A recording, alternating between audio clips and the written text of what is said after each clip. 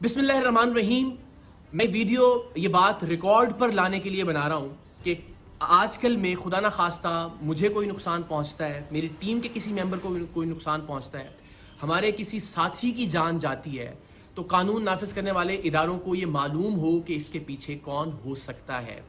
ویسے تو 8 سال میں ٹیم سریام نے جتنے بھی جرائم پیشہ افراد کو بے نقاب کیا، ان میں سے جس کا بھی بس چلے وہ ہمیں گولی مارنے سے کم نہیں کرے گا. ہر ایک ہماری جان کا دشمن ہے.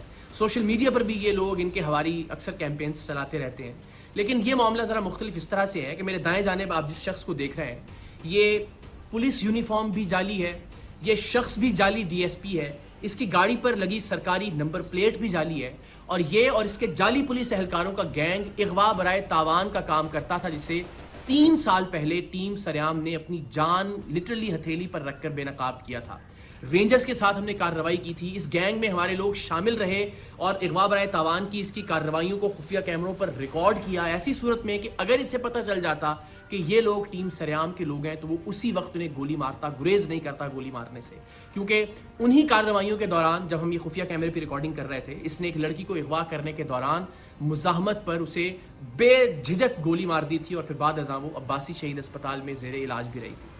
3 سال پہلے جولائی ہی میں ہم نے اس کے خلاف کارروائی کی. رینجرز کے ساتھ انڈا موڑ پر اس کا اغوا برائے تاوان کا جو اڈا تھا اسے بے نقاب کیا. وہاں سے 2 لڑکیاں اور ایک شخص ہمیں جن کے ہاتھ اور پیر بندھے ہوئے تھے، لرزتے کانپتے ہوئے وہاں سے بازیاب کروائے ہم نے، اور اس شخص کو رینجرز نے گرفتار کر لیا. اس کی گرفتاری کے بعد یہ پتا چلا کہ اس پر قتل کے 3 مقدمات، کم سے کم 3 مقدمات مختلف تھانوں میں درج ہیں. ان تھانوں کی پولیس آئی، انٹیروگیٹ کیا اور اس کو گرفتار کر لیا عملی طور پر ان 3 قتل کے مقدمات میں بھی.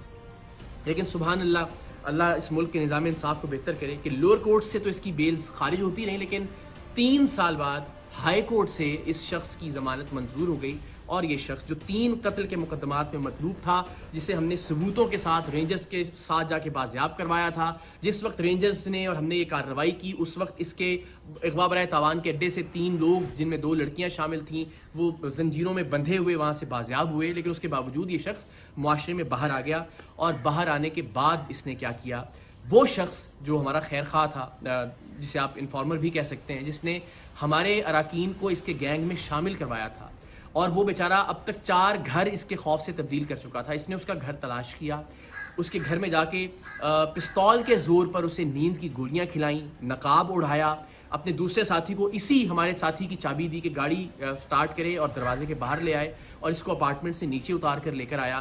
اور ارادہ یہ تھا کہ اس کو اغوا کر کے لے کر جائے اپنے اڈے پر اور تشدد کر کے اس کو مارے تاکہ عبرت کا نشان بنا سکے. لیکن اللہ کی کرنی، اللہ کو کچھ اور منظور تھا. سی سی ٹی وی فوٹیج آپ دیکھ سکتے ہیں کہ یہ جیسے ہی وہ نقاب کے ساتھ اس کو لے کے نیچے اترا، وہ گولیوں کا اثر اللہ کی مہربانی سے زائل ہوا، اور ہمارا جو ساتھی تھا وہ وہاں سے بھاگا. یہ اس کے پیچھے بھاگا، لیکن تب تک اس نے پھر ریئلائز کیا کہ اب مجھے اس کا پیچھا نہیں کرنا چاہیے. واپس آیا اور اس کی گاڑی کو لے کر یہ لوگ چلے گئے. اس دن کی ایف آئی آر بھی تھانہ گزری میں اس واقعے کی درج ہے.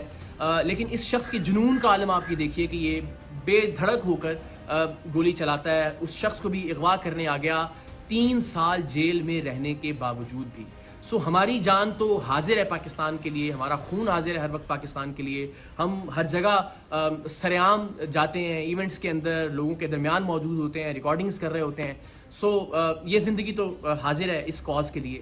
لیکن اس بات سے بہت تکلیف ہوگی کہ خدا نخواستہ پروگرام سریعام کی وجہ سے پروگرام سے وابستہ کسی ٹیم ممبر یا کسی خیر خواہ کی جان چلی جائے، ناحق جان چلی جائے.